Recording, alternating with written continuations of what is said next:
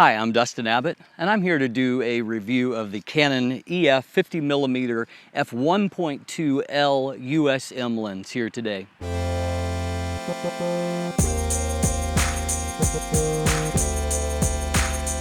You wouldn't think that a 50mm prime lens with a great weather-sealed build quality and an amazingly bright f1.2 aperture would be a divisive lens, but so you have the Canon 50L that since its release date, it has proven to be a bit of a polarizing lens amongst those that follow after it.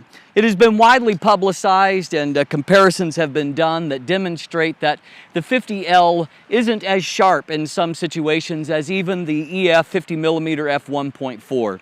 And while it may be sharper in the center as you get out towards the edge of the periphery of the frame, that the actual 50mm f1.4 is sharper in some situations and at some apertures, despite costing something like about between 4 and 5 times less that of the 50mm f1.4. So what about the 50mm f1.2L justifies its price? Hey, if you're looking for something that you can measure on a chart, or in terms of what you can look for in terms of absolute sharpness or a lack of chromatic aberrations or overall contrast, if you're looking for pixel peeping, this isn't your lens.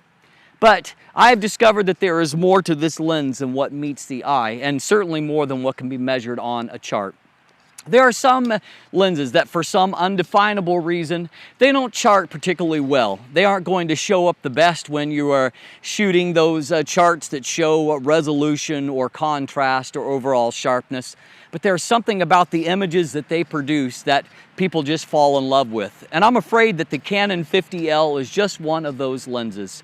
It produces images that have a slightly dreamy quality in some situations, but particularly for portrait or fine art use, they have a very unique and beautiful look that is rarely matched by any other 50mm option. It makes it a perfect complement to a lens like the Canon 135L or even the 85L f1.2 lenses.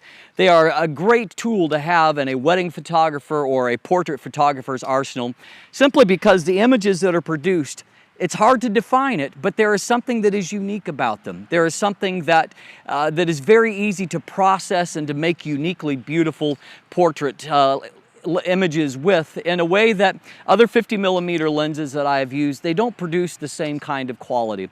And so for that reason, there is something about this lens that goes beyond the measurable aspects of its image quality.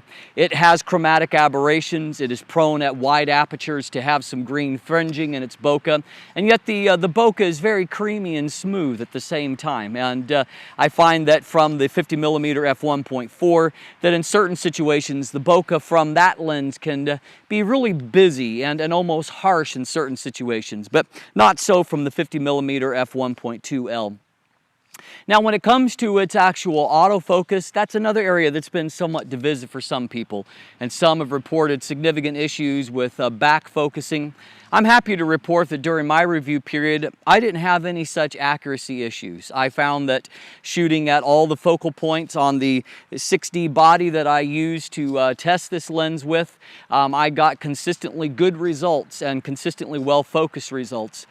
Also, I was very pleasantly surprised when I used the lens in AF servo mode and was able to track actually quite well with it, including in situations where I had a dog that was charging from me playing fetch, and I was able to nail almost every shot in the series with just 1 or 2 exceptions. And then also I shot a few series of a boy on a swing set, and as he was going away from and coming back towards the camera, I found that I got consistently good results. My only complaint about the autofocus is that it's on the slower side, despite having a true ring USM motor, and so the focus is relatively quick, and it's certainly quiet. It's USM style focusing, but it's not as fast as what of some of the faster applications of USM. And so amongst USM, true ring USM motors, I find this lens to be a bit on the slower side. But on a positive note, unlike the 85mm f1.2L, it is not a focus by wire. There isn't a direct coupling to the the motor, and so if you do need to manual focus, it's a better experience than what it is with the 85mm. And beyond that, the image quality, wide open. It's not amazingly sharp. You'll find if you're examining at pixel level that there is some haze from a lack of contrast. Despite all of that, my favorite aperture to shoot this lens, f1.2, because it creates unique images at that kind of f-stop that other images simply can't do. I've tested a lot of 50mm lenses, and they all have their particular virtues and strengths. There's different things that they are good at, but I will say that the 50L does produce unique results that I think are really probably unmatched by any other 50mm lens that I've used. Is it worth the money?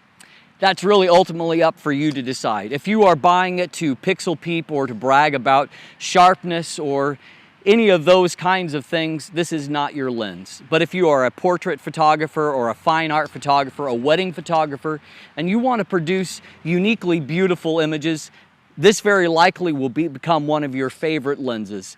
Is it worth the $1,450 that it retails for? That's a question ultimately that you're going to have to decide. Its greatest challenger now is the Sigma 50mm f1.4 Art Series lens, which is a very sharp lens. It has its own quirks when it comes to its autofocus, but it does produce beautiful images. Still at the same time, having extensively used both of those lenses, I would say that there is still that indefinable quality about the 50mm f1.2L that is not matched by the Sigma. And so if you're looking for something that will produce beautifully unique portrait images, this may just be your bet. I'm Dustin Abbott. Thanks for watching. Have a great day.